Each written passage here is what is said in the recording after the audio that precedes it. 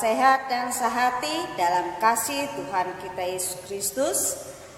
Selamat pagi Bapak Ibu Saudara terkasih, dan bertemu kembali dengan saya Pendeta Indriana dalam acara Ragi Renungan Pagi hari Jumat tanggal 12 Juni 2020. Sebelum kita bersama-sama membuka firman Tuhan dan merenungkannya, marilah kita bersatu di dalam doa. Bapa dalam kerajaan surga, saatnya pada pagi hari ini kami boleh datang kembali ke hadapan hadirat-Mu yang kudus ya Tuhan, untuk mendengarkan akan firman-Mu. Marilah ya Tuhan, Engkau dengan kuasa Roh Kudus-Mu memenuhi hati dan pikiran kami. Perbaharui kami ya Tuhan, supaya kami dapat merasakan jamahan dan kasih serta kuasa Tuhan senantiasa bekerja di tengah-tengah kehidupan kami. Terima kasih Bapa di sorga, kami sedia buka hati dan menyandengkan telinga kami kepada perkataan. Dalam nama Tuhan Yesus Kristus kami berdoa. Amin. Bapak Ibu Saudara yang terkasih dalam Tuhan Yesus Kristus, kita bersama-sama buka firman Tuhan dari kitab Kisah Para Rasul pasal 7 ayat 41 hingga ayat 43. Dengan perikop pembelaan Stefanus. Ayat yang ke-41, lalu pada waktu itu mereka membuat sebuah anak lembu dan mempersembahkan persembahan kepada berhala itu. Dan mereka bersukacita tentang apa yang dibuat sendiri oleh mereka. Maka berpalinglah Allah dari mereka dan membiarkan mereka beribadah kepada bala tentara langit, seperti yang tertulis dalam kitab nabi-nabi. Apakah kamu mempersembahkan kepadaku korban sembelihan dan persembahan selama 40 tahun di padang gurun itu, hai kaum Israel? Tidak pernah. Malahan kamu mengusung kemah Molok dan bintang dewa Refah, patung-patung yang kamu buat itu untuk disembah. Maka aku akan membawa kamu ke dalam pembuangan sampai di seberang sana Babel. Amin. Yang berbahagia ialah mereka yang mendengarkan firman Tuhan serta memelihara. Amin. Bapak Ibu Saudara yang kekasih dalam Tuhan Yesus, kesenian pahat atau seni rupa, seni ukir, itu adalah karunia Tuhan dan merupakan seni budaya yang perlu dilestarikan di negara kita. Tetapi apakah boleh apa yang kita buat oleh tangan kita sendiri harus kita jadikan Tuhan dalam kehidupan kita? Harus kita sembah dan bahkan kita meminta berkat dan perlindungan, haruskah kepada apa yang telah kita ciptakan? Seharusnya yang diciptakan itu yang menyembah kepada yang menciptakan. Seperti kita manusia. Kita manusia adalah ciptaan Tuhan. Maka layaklah Tuhan yang harus kita puji, yang harus kita sembah. Bukan Allah yang harus menyembah kita. Tetapi sebaliknya, apa yang peristiwa dalam kehidupan umat Allah, yaitu bangsa Israel. Di sini pembelaan Stefanus di hadapan imam besar memberikan contoh, yaitu bagaimana tindakan, sikap dan perbuatan daripada bangsa Israel kepada para nabi-nabi dulu.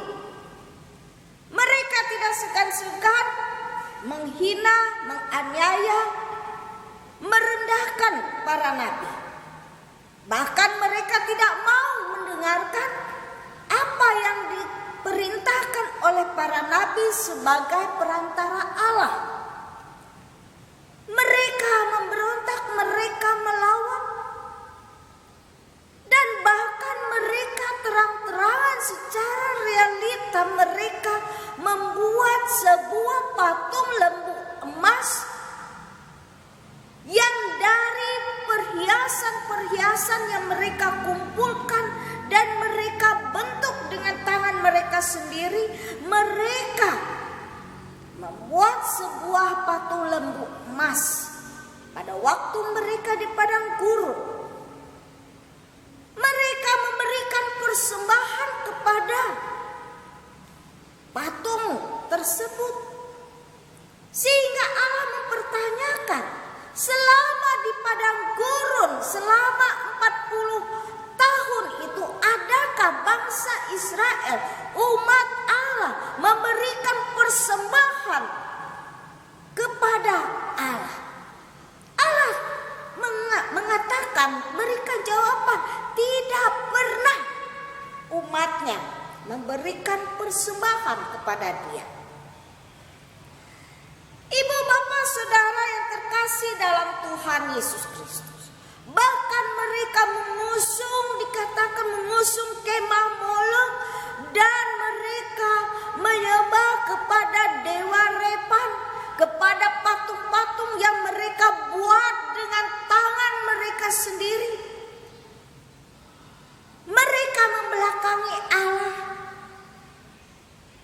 Dampak daripada tindakan dan perbuatan dari umat Allah ini, Allah memberikan sanksi kepada mereka. Allah membiarkan mereka dibuang ke negeri Babel. Allah membiarkan mereka diperbudak. Tetapi apakah Allah sampai hati kepada umatnya? Tidak. Allah tetap mengasihi mereka, menyayangi mereka, seperti mereka perlakukan Nabi Musa. Mereka menghina, merendahkan Nabi Musa, tetapi Allah menjunjung tinggi Nabi Musa dan mengangkat Nabi Musa sebagai pembebas daripada bangsa Israel.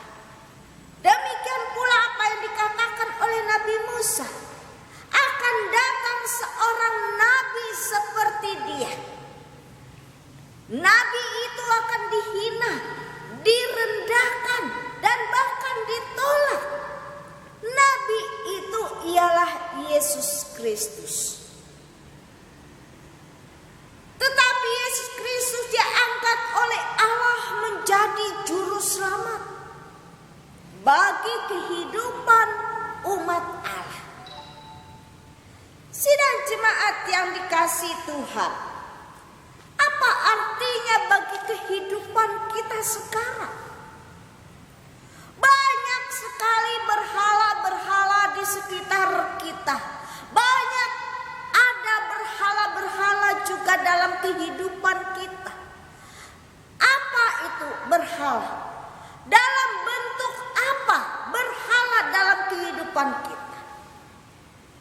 Yaitu dalam bentuk jabatan, dalam bentuk pekerjaan, dalam bentuk uang, dalam bentuk kekayaan yang Tuhan karuniakan.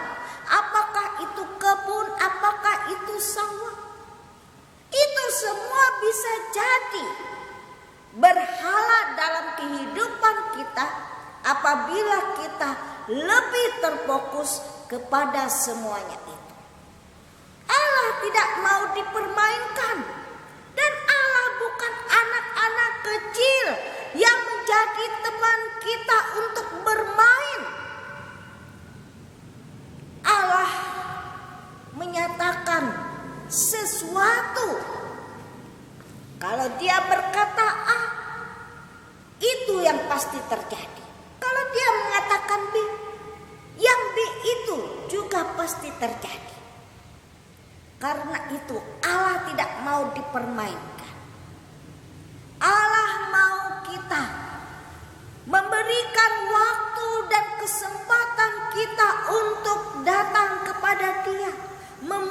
dan memuliakan Dia, menyembah Dia. Bukan terfokus hanya dalam gedung gereja, tetapi dalam rumah tangga keluarga kita. Dan bahkan Nabi Salomo sendiri mengatakan, di dalam bait Allah tidak ada di tengah-tengah mereka. Jadi di dalam bait, sebelum bait adapun Allah sudah ada. Karena itu Allah ada di mana-mana. Allah dapat menyatakan dirinya di dalam kehidupan kita secara pribadi. Apakah kita di dalam kamar kita berdoa, kita menyembah, memuji Tuhan, Allah dapat menyatakan dirinya, Allah dapat menampakkan dirinya. Bukan hanya terfokus dalam bangunan gereja. Gereja adalah berbicara tentang kehidupan kita, tentang pribadi kita, tubuh kita. Adakah hati kita menyediakan sebagai persembahan yang hidup, yang kudus, yang berkenan kepada Allah? Itu yang terpenting bagi Allah di dalam kehidupan umat. Bapak, Ibu, Saudara yang terkasih dalam Tuhan Yesus Kristus, marilah kita sediakan waktu kita. Seperti nyanyian Kidung Jemaat nomor 457. Ya Tuhan, tiap jam ku memerlukan Engkau. Demikian pula hidupan kita. Kita memerlukan Tuhan. Setiap detik dari napas hidup kita, setiap menit, setiap jam, setiap waktu, setiap hari, setiap bulan, setiap tahun, bahkan selama-lamanya kita memerlukan Tuhan di dalam kehidupan kita.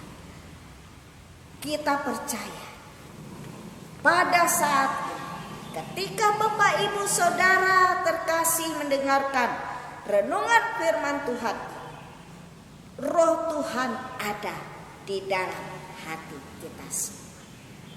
Sehingga kita merasakan ada kasih karunia Tuhan yang membuat hati kita bersukacita, membuat hati kita dipenuhi dengan damai sejahtera.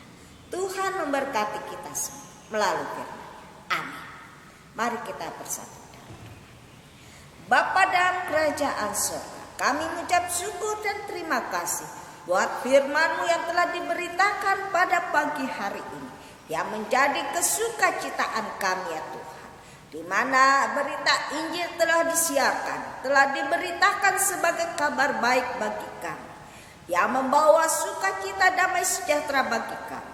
Terima kasih Bapa di sorga. Kami percaya Tuhan, setiap telinga yang mendengarkan akan firman, kami dikuatkan, kami dituntun untuk hidup seperti apa yang Tuhan kehendaki. Terima kasih Bapa di sorga. Dalam nama Tuhan Yesus Kristus kami berdoa. Amin. Bapak, Ibu, Saudara yang terkasih dalam Tuhan Yesus Kristus, sampai di sini dulu firman Tuhan yang menjadi renungan pagi hari ini. Biarlah kita boleh bertemu kembali dalam keadaan yang baru, yang sehat, dan dengan sukacita di waktu-waktu yang akan datang.